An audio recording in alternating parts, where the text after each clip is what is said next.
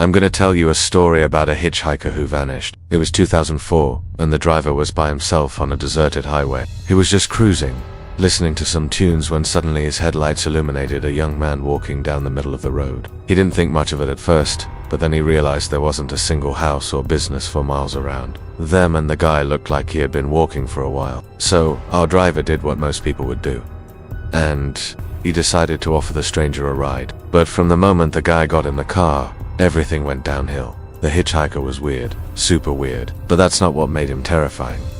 That came later. This is a terrifying, true road trip horror story. The night in question, our driver was somewhere between Las Vegas and Bakersfield, California, and although it was midnight, he was still awake and behind the wheel. The engine of his 1998 Dodge van hummed quietly and softly as it ate up the miles. Crickets chirped outside and the wind whispered past the windows. It was the kind of silence that makes your skin crawl, but our driver didn't mind. He liked driving alone at night. In fact, that's why he left so late. Most people had gone home and tucked into bed, and now the roads were empty and the world was his. It was just him, his thoughts, and the endless black ribbon of asphalt ahead of him.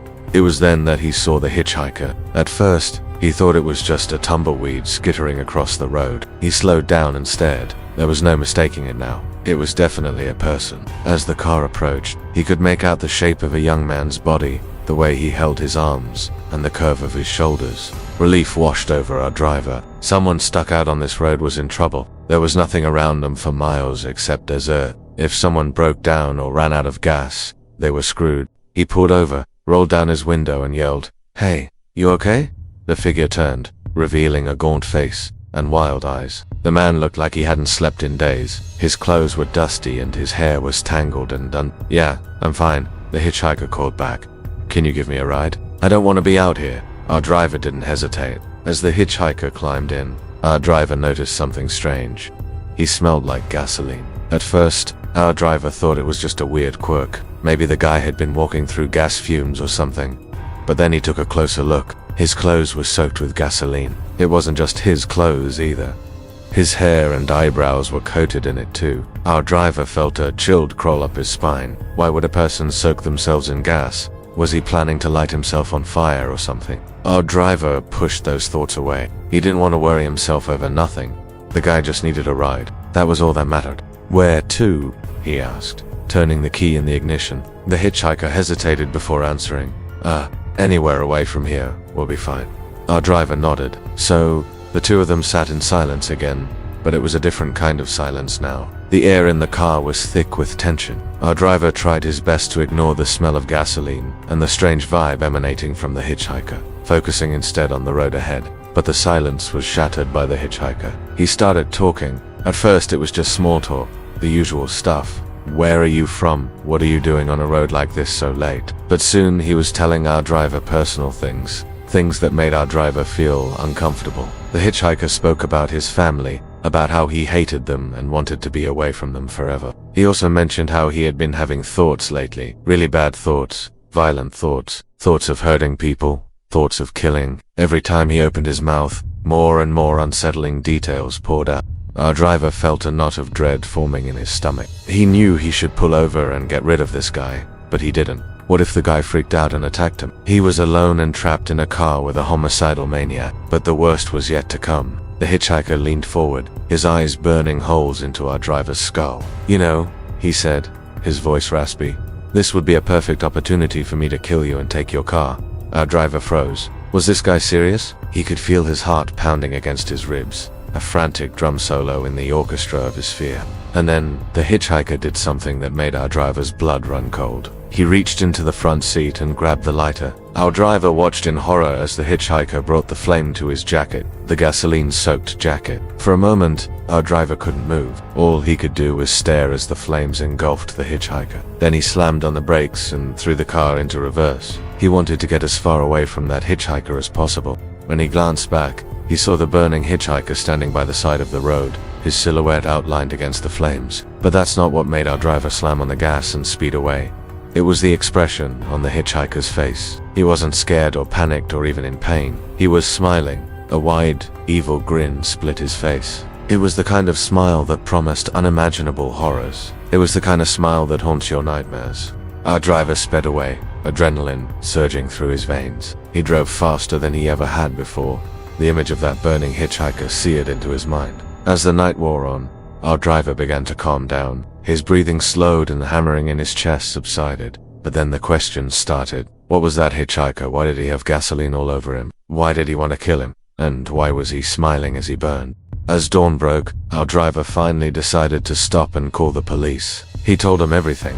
The hitchhiker, the fire, the smile. But when officers arrived at the spot where he had seen the hitchhiker, they found nothing but a few footprints in the sand and a charred jacket hanging from a Joshua tree.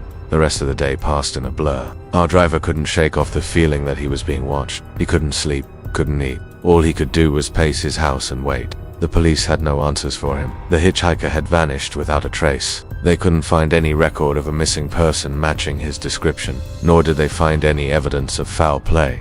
Days turned into weeks, and still there was no news. The hitchhiker became a mystery, a ghost that haunted our driver's waking moments and seeped into his dreams. Our driver never hitchhiked again. Anytime he drove past that deserted stretch of highway, he shuddered. The memory of that night was still vivid in his mind. The smell of gasoline, the burning jacket, the sinister smile. Even today, he wonders about that hitchhiker. Who was he?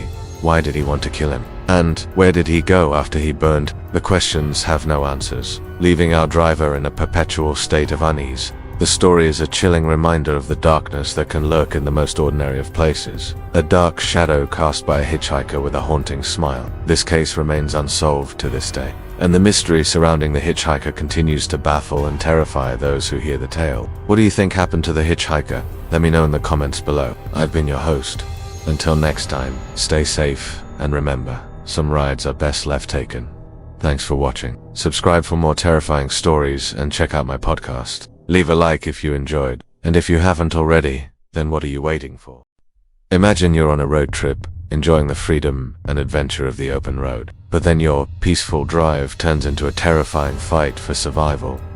When a phantom truck begins stalking you, it seems like it's trying to kill you. Yeah, it sounds insane, but this next Reddit post is a terrifying true story of a man who found himself in this exact situation. So let's see what he had to say. My girlfriend and I decided to do a cross-country trip from New York to Oregon. We did most of the driving at night to avoid traffic and save money on hotels. About 2 a.m. we were somewhere between Nebraska and Colorado. The GPS was giving us directions on this lonely 2-lane highway with a speed limit of 75 miles per hour. And out of nowhere, a semi came barreling down the road towards us. He was doing at least 90 miles per hour and tailgated us for a few seconds. Before realizing that we were going to move over for him, he decided to pass us. As the truck passed us, my girlfriend and I looked over at each other. We both thought, wow, he must have been held up for a while, because he has his high beams on. As he passed us, his bright headlights illuminated the inside of our car, and for a split second I saw what looked like a woman in the passenger seat. She wasn't sitting upright like a normal person, but she was slouched forward like she was trying to hide. We didn't think too much of it and continued driving after him. About 30 minutes later, we came to an exit that was posted with a stop sign, and there was the semi stopped in front of the exit ramp. My girlfriend and I looked at each other again, both wondering how a truck that was just tailgating us could suddenly be stopped so quickly. We figured he must have made the exit before us and decided not to follow it. But to our surprise, as we got closer, we realized that he wasn't stopped. His truck was running and his doors were wide open. We were approaching fast and there was no way that he was expecting us. He was literally sleeping in his truck. I slammed on the brakes and started honking the horn. The guy in the truck must have woken up, because he quickly shut his door and started the truck back up. He proceeded to accelerate extremely fast and get back on the road, only this time he was directly behind us. Now we were being tailgated. Being the nice people that we are, we pulled over to the side of the road to let him pass, except he never did. He stayed right behind us and aggressively laid on the horn. My girlfriend and I were scared, but we refused to let this guy intimidate us, so we just kept driving at the speed limit.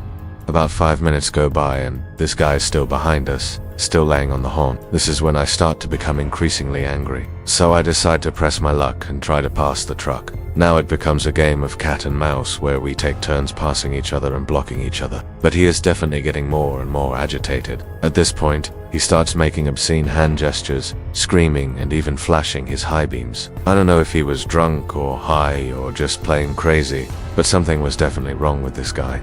He was acting so erratically, we decided to pull off at the next exit and just wait for him to pass. What happens next will make your blood run cold. Well, we waited and waited, but he never came. We decided to head into the small town and get some gas. And while we were pumping gas, we saw him drive past us. But he wasn't going in the direction of the highway. He turned down a dirt road and disappeared from sight. We figured that we finally got away from the lunatic and started driving back onto the highway. We had only been driving for about 5 minutes when we felt his presence again. We turned around and there was the truck coming down the dirt road we just came from. We turned around and floored it, determined to get ahead of him. We got about 1/4 mile ahead and then we saw him swerve onto the highway. He was going about 80 miles per hour. We slammed the pedal to the metal and raced down the highway. We were now both terrified. He tries to pass us on the left, but I keep it close and block him. This causes him to momentarily lose control and he ends up spinning out on the gravel shoulder. What goes through my mind is, wow, this guy is truly insane. He would rather crash than lose control. And then I hear a loud pop and my girlfriend screams, "Oh my God, he shot at us." And then another pop and another, and I look over and I see what looks like smoke coming from our trunk. My girlfriend and I immediately hit the floor. We both thought we were gonna die, but after what seemed like forever, the gunshots stopped. And in a shaky voice, my girlfriend asks, "Are you okay?" And I respond, "I think so. I don't want to move though, just in case." My girlfriend and I laid in the car for about 10 minutes before we decided to get out and take a look at the damage. Thankfully, we weren't hurt, but when we opened the trunk, the spare tire was completely blown out. There were also 5 bullet holes in our car. My girlfriend and I were pretty shaken up, but we had to push through because we had a long day of driving ahead of us. We hit the road again, keeping our eyes peeled for the crazy truck driver. We made it all the way to Colorado without seeing him. But once we crossed into Colorado, the truck started following us again.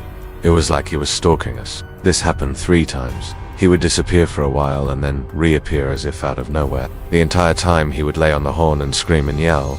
We tried to ignore him, but it became too much. So we pulled off at another exit and went to a small town. We bought some supplies, walked around the town for a bit and returned to the highway. When we got back on the highway, the truck was nowhere to be seen, which gave us a false sense of relief. But our nightmare was far from over. This time when we got back on the highway, the truck was already there waiting for us. He hadn't moved. The creepiest part was that he had been parked in the exact same position for hours. It was almost like he was waiting for us.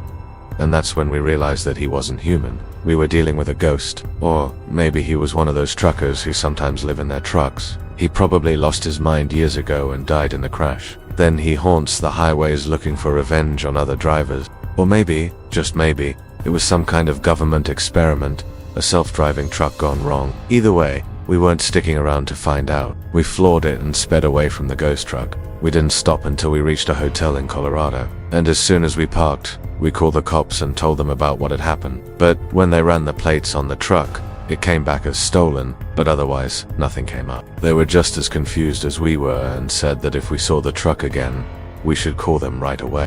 Well, believe it or not, the ghost truck continued to follow us. Every time we stopped, it would show up, and every time we drove off, it would take off after us. At this point, we were exhausted and terrified and just wanted the nightmare to end. We decided to keep driving and see if the truck would eventually get tired of chasing us. Just as we were about to reach Utah, the truck finally gave up the chase. We didn't see it again for the rest of the trip. Yeah, talk about a close call. Imagine having to outrun a crazed truck driver for hours on end.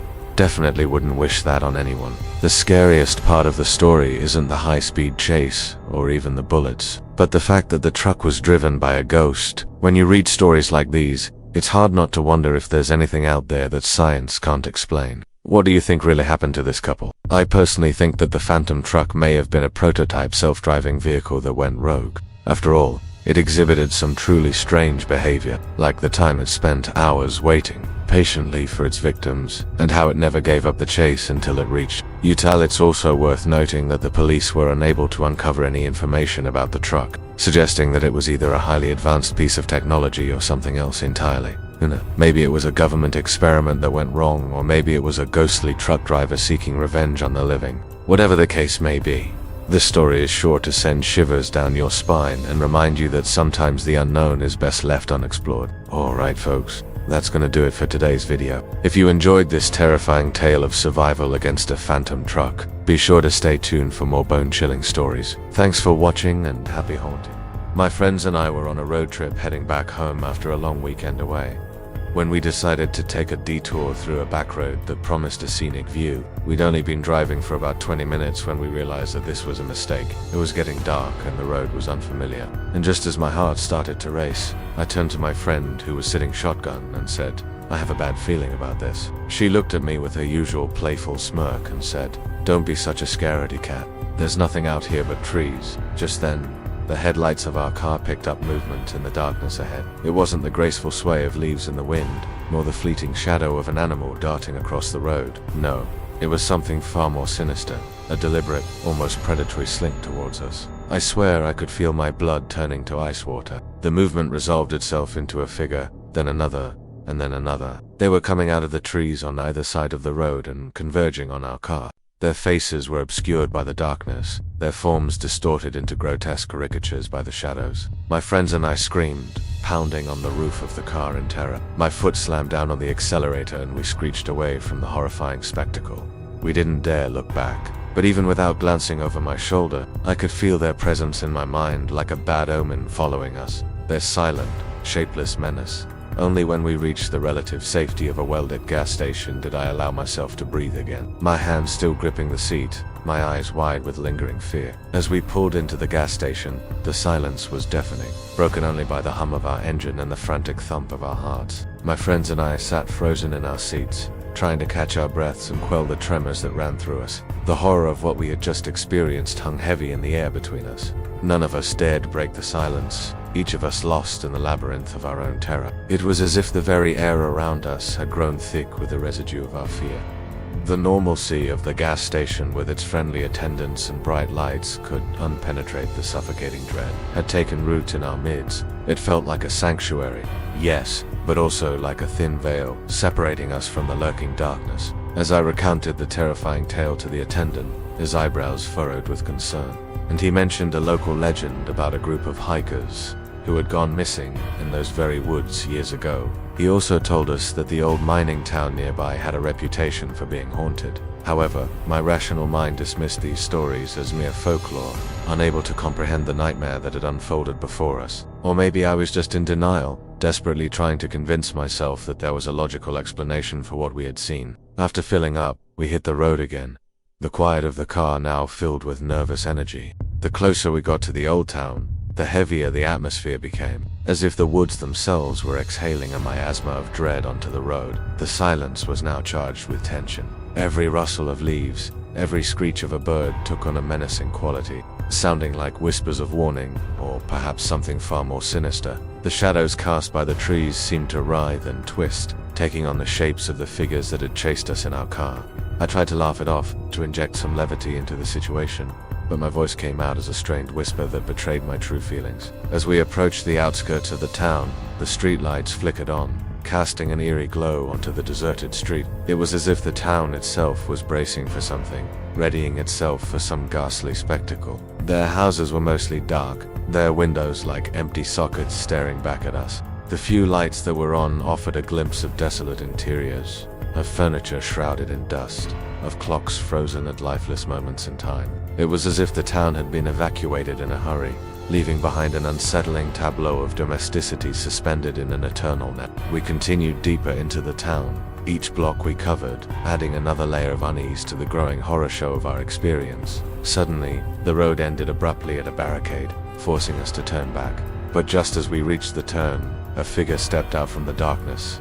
Startled, we slammed on the brakes. The figure stood motionless, backlit by the faint glow of the streetlight behind him. His form was tall and gaunt, his shoulders slumped as if under a heavy weight. His face was hidden in the shadows of his hoodie, leaving us unsure if we were facing a man or some otherworldly apparition. We reversed cautiously, keeping our eyes locked on the figure, each of us silently screaming in a cacophony of terror. The figure remained rooted to his spot, unmoving, unblinking. It was as if he were part of the decaying town itself, a statue come to life.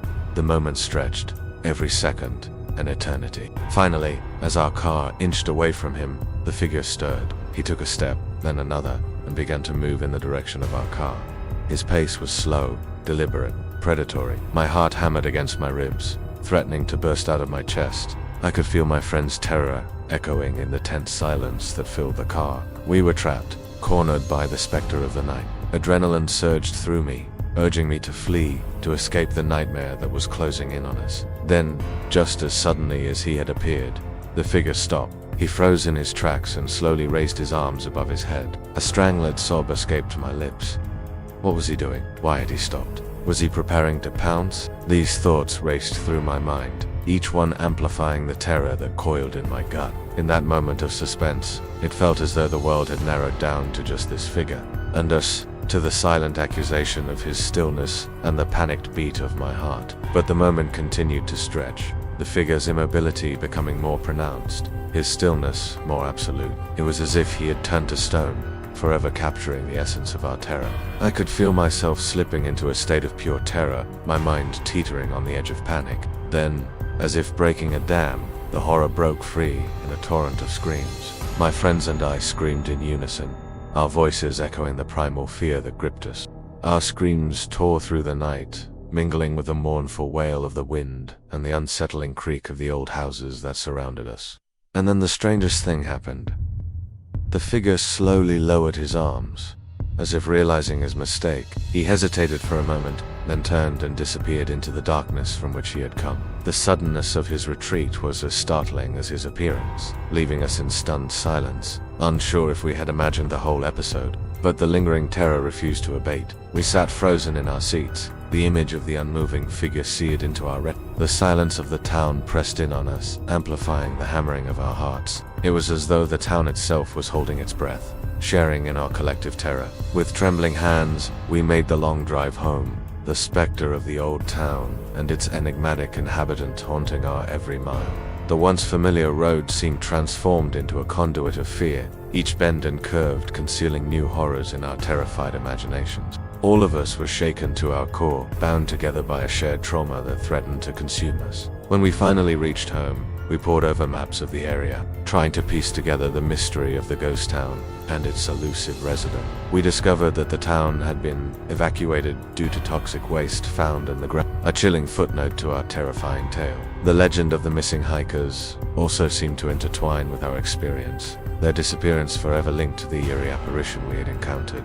Years have passed since that fateful road trip, but the memory of that night continues to haunt me. The ghost town serves as a constant reminder of the fragility of our reality, of how easily the familiar can turn sinister and the mundane terrifying. And sometimes when the wind whispers through the trees or the shadows danced in the moonlight, I can almost hear their footsteps on the road behind me, their silent, relentless pursuit, echoing the timeless dread of what might have been. We were running out of gas. It was late at night and my friends and I were driving through Oklahoma on a trip back home from Texas, when we realized we had a UNT filled up our tank in over 200 miles. None of us had any idea how much gas we actually had left, but we figured it would be best to find a gas station soon just in case. A few minutes later, one of my friends spotted a gas station off in the distance with its neon sign shining brightly, beckoning us closer. We all let out a breath of relief as we approached the station because it looked like a mirage. But as we drew nearer, we started to notice some weird stuff. For one, it seemed as though the gas station should have been on the other side of the highway, but instead, it was right there in front of us. But that wasn't even the weirdest thing about it. As we pulled into the station, both of my friends and I noticed the dated, worn-out appearance of the place. The paint on the walls was chipping and the faded, weathered sign above the pumps swayed precariously in the wind. There was even an old truck parked by the pumps that appeared to have been abandoned there years ago. But what really got our attention was the complete absence of customers. There weren't any cars at the pumps and the doors to the convenience store were wide open, revealing an empty interior. Despite the eerie atmosphere, we decided to fill up our gas anyway. So I stepped out of the car with my two friends following close behind me. As I walked towards the pump, I couldn't help but feel a growing sense of unease. The silence was deafening, and the only sound that could be heard was the wind whistling through the trees. It was as if the gas station existed in a bubble, cut off from the rest of the world.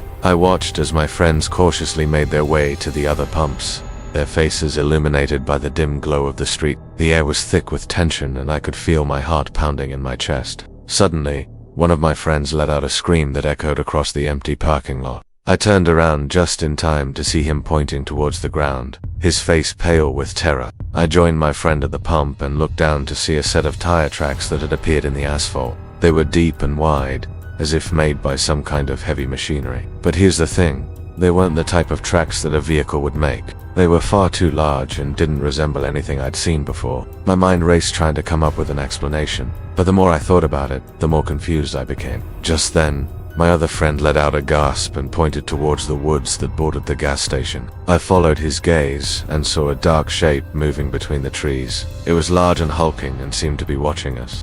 Fear surged through me and I couldn't help but let out a scream myself. I grabbed my friends and we ran to the car as fast as we could. I fumbled with the keys, desperate to get us away from the gas station. But no matter how hard I tried, the car refused to start. Panic swelled up inside me and I could feel my heart pounding in my chest. We were trapped there with whatever that thing was lurking in the shadows. Then suddenly, the sound of a truck starting up broke the tension. I turned my head just in time to see the old truck from before pulling out of its parking spot. It moved slowly at first, but then picked up the pace and came barreling towards us. The driver didn't seem to acknowledge our presence and continued to approach us at a steady pace. My friends and I froze in our seats, unsure of what to do. The truck came to a stop a few feet away from us, and the driver finally turned to face us. His face was obscured by the shadows, but I could see the wild look in his eyes. He started speaking, but his voice was distorted and unintelligible. In a panic, I slammed my foot on the accelerator, and the car lurched forward, crashing into the side of the truck.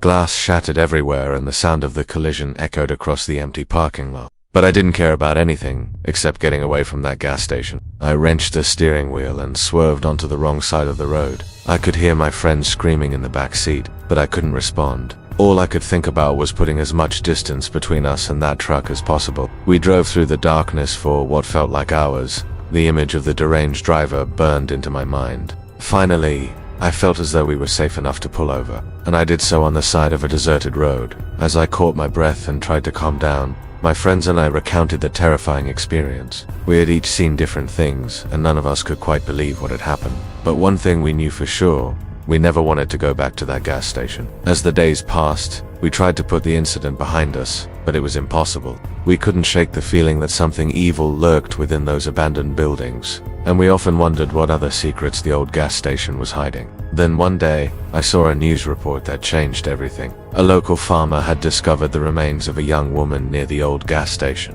The police had identified her as a missing person from years ago, leading to speculation that she had been abducted and taken to the station by whoever was responsible for her disappearance. The news report also revealed that the police had recently searched the property, but had not found any evidence of foul play. However, some locals claimed that the police had missed some strange symbols carved into the concrete floor of the convenience store. Symbols that they believed may hold the key to solving the case. Determined to uncover the truth, I decided to return to the gas station with my friends and I. We arrived at the gas station. It was clear that it had been abandoned for many years. The roof had caved in, and the pumps had been removed, leaving only the rusted metal poles that once held them up. As I walked around the property, I noticed the same strange symbols carved into the concrete floor that had been described in the news report. But that wasn't all I found. I also discovered a small hole hidden beneath some weeds, a hole that led to a tunnel dug into the side of the building. Curiosity and morbid fascination compelled me to crawl through the tunnel and explore further. As I made my way through the dark, cramped space, I couldn't shake the feeling that I was being watched. The air grew colder and a strange, pungent odor filled my nostrils. Finally, I emerged from the tunnel and found myself in a dark, dank room. The only light came from a small crack in the wall, casting long, eerie shadows across the floor.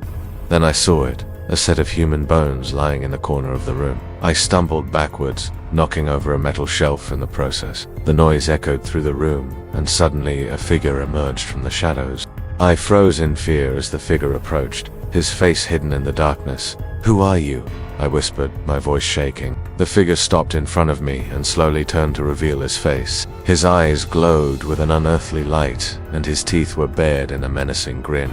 He spoke, his voice raspy and hollow. "This is my domain," he hissed, "and you are not welcome here." I turned to run, but the figure was faster than me. He grabbed my arm, his grip like iron. "Let me go," I screamed, struggling to free myself from his grasp, but it was no use. The figure only tightened his grip, his eyes boring into mine. Then suddenly, I felt a sharp pain in my chest and everything went black.